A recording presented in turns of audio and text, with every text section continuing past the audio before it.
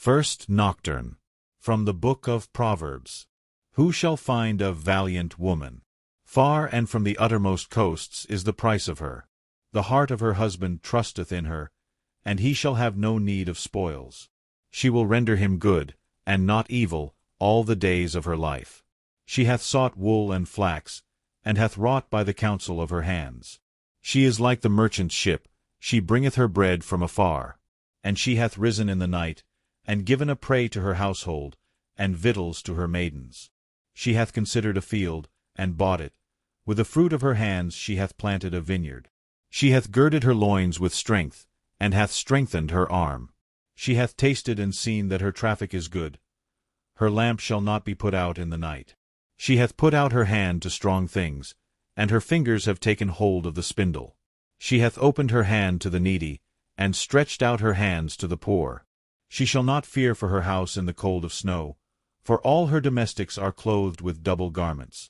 She hath made for herself clothing of tapestry. Fine linen and purple is her covering. Her husband is honorable in the gates, when he sitteth among the senators of the land.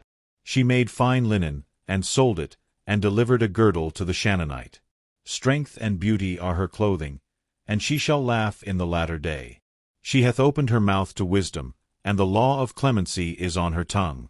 She hath looked well to the paths of her house, and hath not eaten her bread idle. Her children rose up, and called her blessed, her husband, and he praised her. Many daughters have gathered together riches, thou hast surpassed them all. Favor is deceitful, and beauty is vain. The woman that feareth the Lord, she shall be praised. Give her of the fruit of her hands, and let her works praise her in the gates. But thou, O Lord, have mercy upon us. Thanks be to God. Second Nocturne. Frances was born in the year 1384, and was a pattern of godliness from her earliest years. As a child she shrank from games, and set no store by the amusements of the world, but delighted to be continually alone and engaged in prayer. At the age of 11 years she desired to consecrate her virginity to God, and to enter a convent, but humbly yielded obedience to the wishes of her parents, and was married to Lawrence de Ponciani, a young man whose rank was equal to his wealth. As a wife she persevered, as far as she lawfully could, in her determination to lead an austere life. She abstained as much as possible from going to shows, feasts, and such like amusements, dressed plainly in woolen stuffs, and spent in prayer or the service of her neighbor whatever time she did not occupy with her duties as mistress of her husband's house. She strove earnestly to wean the married women of Rome from the vanities of the world and the frivolities of dress. To this end she founded during her husband's lifetime the Sisterhood of the Oblates, under the rule of the Benedictine congregation called of the Mount of Olives. When it pleased God in the year 1413 that her husband should be banished, all her goods taken away, and her home ruined, she meekly bowed down before his holy will, often repeating the words of the blessed Job, "The Lord gave, and the Lord hath taken away. Blessed be the name of the Lord." On her husband's death, she in 1437 betook herself immediately to the house of the Oblates, and, with her feet bare and a rope round her neck, threw herself down on the threshold, entreating the sisters with tears to receive her into their number. When she obtained her wish, although she was the mother of them all, she would be among them only as one that served, glorying rather to be called the most degraded of women and a vessel of uncleanness. Her lowly esteem of herself was shown both by her word and example. She passed often through the city from a vineyard in the country carrying a bundle of sticks on her head, or driving an ass laden with faggots. She succored the needy, for whom she collected large alms, and visited the sick in the hospitals, ministering to them both food for the body and exhortations healthful for their souls. She strove continually to bring her body into subjection by watchings, fastings, haircloth, the wearing of an iron girdle, and the often use of a scourge. She never ate but once a day, and then only vegetables, and she took no drink but water. These severities she however sometimes relaxed, in obedience to her confessor, on whose word and wishes she framed her customs. So great was her mental realization of the things of God, and chiefly of the sufferings of the Lord Christ, and so abundant her tears in contemplating them, that she seemed sometimes about to sink under her grief. Often when she was engaged in prayer, and principally after she had received the most holy sacrament of the Eucharist, her spirit became altogether lifted up to God, and she remained motionless, carried away by the thought of heavenly things. The enemy of man assailed her with diverse reproaches and buffetings to break her off her intent, but she feared him not, and with the help of an angel whom God gave her to be her familiar friend, she won a noble victory over the tempter. God glorified her with the gifts of healing and of prophecy, whereby she foretold things to come, and saw the secrets of the hearts of men. More than once while her thoughts were busy in God she remained unwet by streams or rain. When there was left only bread enough for 3 sisters, the Lord at her prayers was pleased so to multiply it, that 15 had enough, and the basket was filled again with the fragments. In the month of January also, when the sisters were gathering sticks in the country, and were thirsty, she satisfied them abundantly with bunches of fresh grapes from a tree. She departed to be with the Lord, famous for good works and miracles, in the 56th year of her age, upon the 9th day of March, in the year of our Lord 1440. The Supreme Pontiff Paul V caused her to be numbered among the saints. But thou, O Lord, have mercy upon us. Thanks be to God. Third Nocturne. From the Holy Gospel according to Matthew. At that time Jesus spake unto his disciples this parable.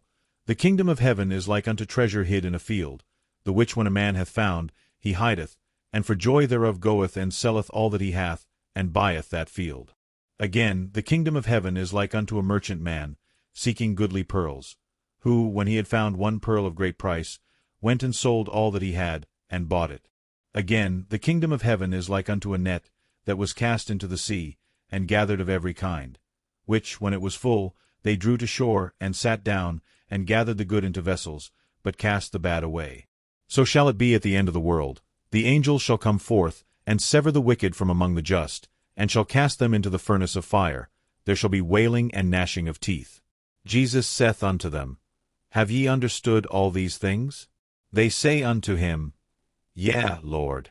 Then said he unto them, Therefore every scribe which is instructed unto the kingdom of heaven is like unto a man that is an householder, which bringeth forth out of his treasure things new and old. Laus tibi, Christa. Homily by Pope Saint Gregory the Great. Dearly beloved brethren, the kingdom of heaven is likened unto the things of earth, to the end that by the mean of things which we know, our mind may rise to the contemplation of the things which we know not, by the example of things which are seen, may fix her gaze on things which are not seen, by the touch of things which she useth, may be warmed towards the things which she useth not, by things which she knoweth and loveth, to love also the things which she knoweth not. For, behold, the kingdom of heaven is likened unto treasure hid in a field, the which when a man hath found, he hideth, and for joy thereof, goeth and selleth all that he hath and buyeth that field. And herein we must remark that the treasure, when once it hath been found, is hidden to keep it safe. He whose intimate yearnings after God are not hidden from the praise of men, is open thereby to the attacks of evil spirits. In this life we are, as it were, journeying homewards on a road beset by evil spirits who are like highwaymen. He therefore inviteth robbery who carrieth his treasure ostentatiously. Doubtless our neighbor should be able to see our good works, as it is written, Let your light so shine before men that they may see your good works, and glorify your Father which is in heaven. But this is not to be understood to mean that we are to seek the praise of men by what we do. Rather, let us in such wise work in the open that the inner intention of devotion is not advertised. So we shall give an example to our neighbor, and yet keep hidden, except from the sight of God, our purpose of pleasing him. But thou, O Lord, have mercy upon us. Thanks be to God. Commemoration of the Day, Monday of the 3rd week of Lent. From the Holy Gospel according to Luke. At that time, Jesus said to the Pharisees, Doubtless you will say to me this similitude, Physician, heal thyself, as great things as we have heard done in Capharnaum, do also here in thy own country. And he said, Verily I say unto you, no prophet is accepted in his own country. But I tell you of a truth, many widows were in Israel in the days of Elias, when the heaven was shut up 3 years and 6 months, when great famine was throughout all the land.